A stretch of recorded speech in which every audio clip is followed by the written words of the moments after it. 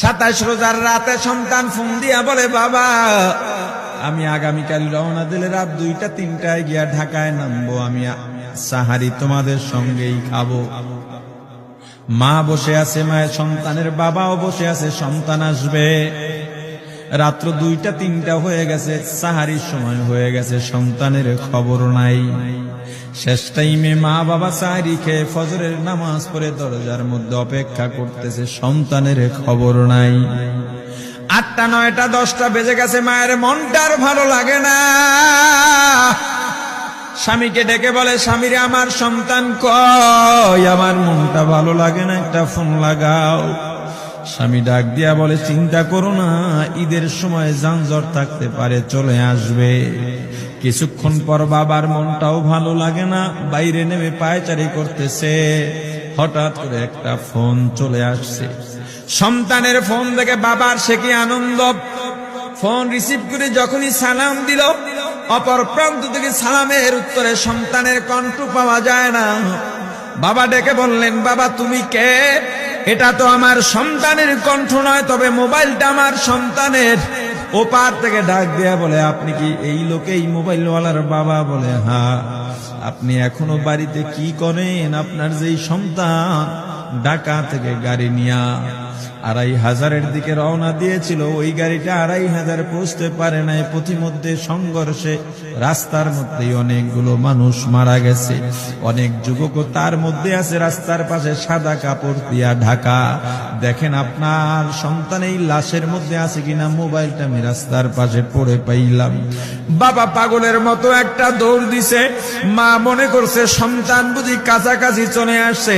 অন্যান্য সন্তানদের ডাক দেয়া বলে, তোরা কে, কোথায়, এদিকে আয়, তোদের ভাই বুঝি কাছাকাছি আসছে। আমার কলিজার টুকরা সন্তান, তোর বাবা যে আগায় আনতে গেছে, তাড়াতাড়ি নতুন চাদর বিছা, বালিশের কভার গুলো খুলে নতুন কভার লাগা, পানি গরম বসা, আমার সন্তান এসে গোসল করবে।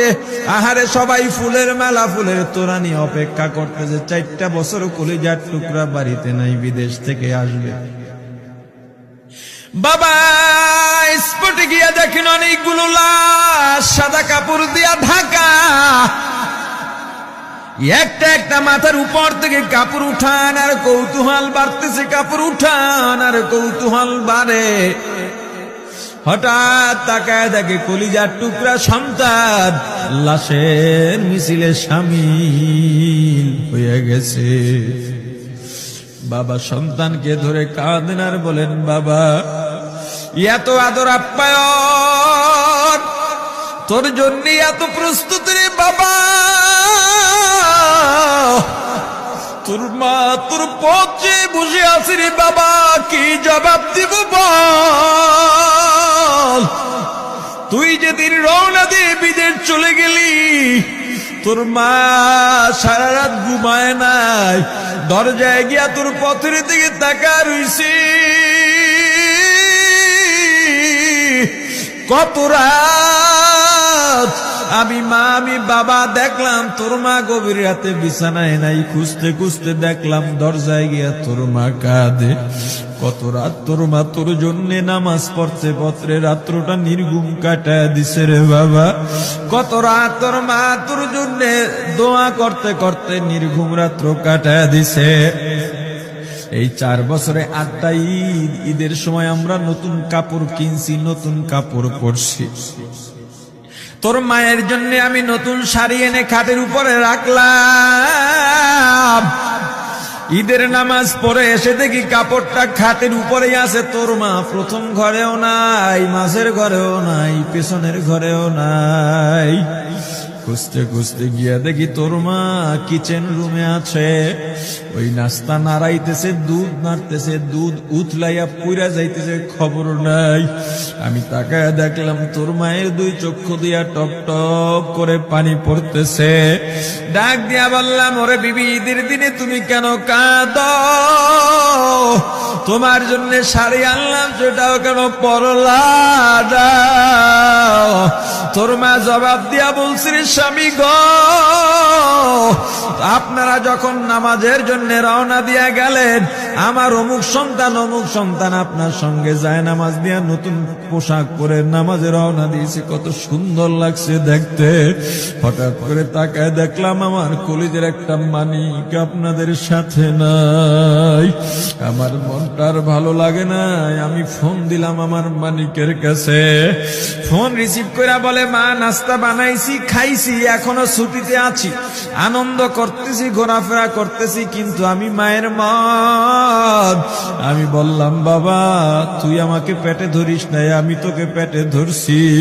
আমাকে খুশি রাখার জন্য কত কথাই না বললি। ঈদের টাকা পাঠাইলি, তোর টাকা দিয়া তোর বাবা জামা কিনছে, তোর ভাইরা জামা কাপড় কিনছে, তোর টাকা দিয়ে, পরিশ্রমের টাকা দিয়ে আমার শাড়ি কিনছে, গহনা কিনছে, কিন্তু তোর পাশে আমি হাতুড়ের বাড়ির শব্দ কেন পাই?